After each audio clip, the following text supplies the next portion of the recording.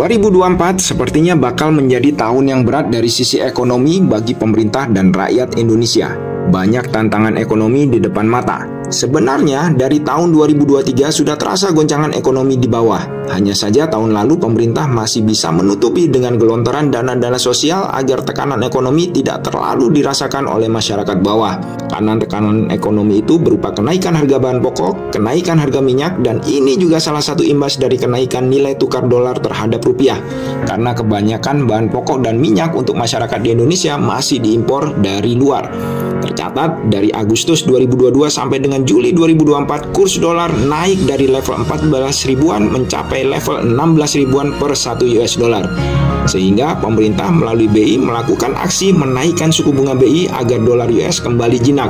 Kenaikan BI rate cukup besar, dari Juli 2022 sekitar 3,5%, naik bertahap sampai yang terakhir di bulan April 2024 kemarin, BI menaikkan suku bunga acuannya menjadi 6,25%, yang bisa diartikan bahwa BI ingin memanggil para investor untuk menahan rupiah atau menukar dolarnya kembali ke rupiah biar rupiah menguat lagi terhadap dolar.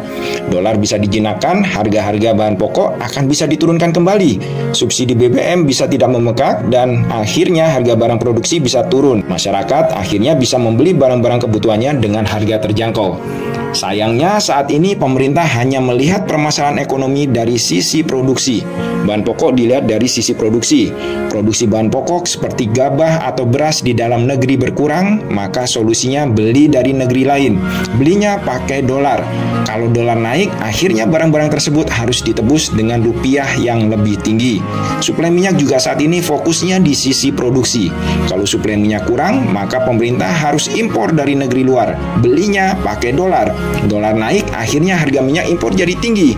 Beli minyak dan bahan pokok tadi pakai APBN dari pos subsidi. Efeknya APBN bisa membengkak di sisi pos subsidi. Belum lagi program pemerintah yang jor-joran dalam bidang infrastruktur yang cara pandangnya juga dari sisi produksi. Pemerintah perlu memproduksi rumah subsidi, perlu produksi jalan tol, perlu produksi infrastruktur di IKN, dan lain-lain. Karena barang belanjaannya juga bukan barang dalam negeri semua, efeknya rupiah terkonversi ke dolar untuk belanja barang-barang dari luar negeri. Rupiah juga dilihat dari sisi produksi. Agar rupiah nilainya naik, maka produk rupiah harus banyak di dalam negeri. Karena stok rupiah kurang, maka agar investor mau pegang rupiah, suku bunga rupiahnya dinaikkan. Investor ditawarkan dengan suku bunga tinggi biar mau menukar dolarnya dengan rupiah. Harapannya para investor yang pegang uang dolar mau mengkonversi mata uangnya ke rupiah lagi dan menyimpan uang rupiahnya di bank-bank Indonesia sehingga bisa memperkuat rupiah. Kalau rupiahnya bernilai tinggi, sehingga harga bahan pokok atau minyak yang harus impor jadi lebih murah karena nilai dolarnya turun. Kalau rencana ini tidak berjalan lancar dan dolar masih tinggi, maka suku bunga dinaikkan lagi. Perkara halal haram tidak peduli, uang dijadikan produk jualan. Kalau sudah seperti ini, akan muncul pedagang-pedagang uang yang akan menukar uangnya ke dalam bentuk rupiah. Kalau suku bunga rupiah tinggi, dan kemudian akan kembali menukar uangnya ke dolar kalau BI menurunkan suku bunganya lagi. Begitu seterusnya akan berulang.